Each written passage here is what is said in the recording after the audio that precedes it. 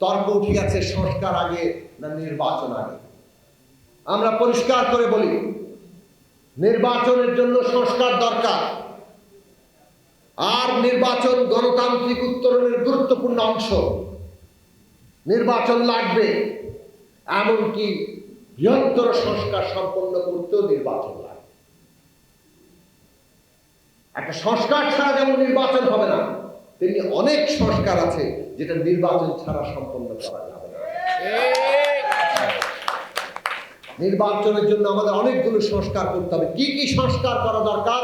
আমরা অন্তর্বর্তী সরকারকে বলি, অবিলম্বে সমস্ত অংশীদারদের সাথে, শিক্ষার্থী, রাজনৈতিক দল, শ্রেণী পেশার সকল অংশীদারদের সাথে আলোচনা করুন, বসুন, নির্বাচনের আগে সংস্কারগুলো আমরা সুনির্দিষ্ট করি।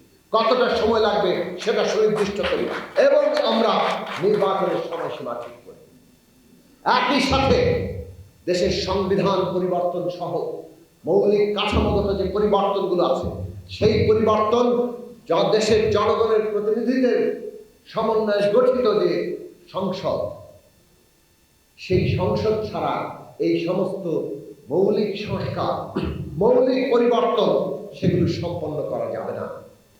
কাজেই মৌলিক সংস্কার এবং সংবিধান সহ মৌলিক কাঠামোগত পরিবর্তন সম্পন্ন এবং চূড়ান্ত করতে হলে নির্বাচন লাগবে। সেই নির্বাচন কবে হবে সে কারণে সেটা নির্দিষ্ট করা হবে এবং আগামী সংসদে কি কি মৌলিক কাঠামোগত পরিবর্তন হবে সেগুলো আমাদের আলোচনা করতে হবে। সেই ন্যূনতম ঐক্য আগামী সংসদে কিভাবে বাস্তবায়ন হবে তার গ্যারান্টি নিশ্চিত করতে হবে। এবং সেই কারণে আমরা মনে করি, আমরা আওয়াজ তুলেছি আগে যে আগামী নির্বাচন হবে একটা নতুন গণতান্ত্রিক সংবিধান তৈরির নির্বাচন। আগামী নির্বাচন হবে নতুন বন্দোবস্ত তৈরির নির্বাচন। কাজেই সেই নির্বাচন গণপরিষদ নিদেন পক্ষে একটা সংস্কার সভার নির্বাচন হতে হবে এবং সেই রকম একটি সংস্কার সভার নির্বাচন গড়ে তোলার জন্য আমাদের জনগণকে ঐক্যবদ্ধ করতে হবে। আমরা বাংলাদেশের সকল মানুষকে এই নিজেদের অধিকার প্রতিষ্ঠার লক্ষ্যে ঐক্যবদ্ধ হওয়ার আহ্বান জানাই।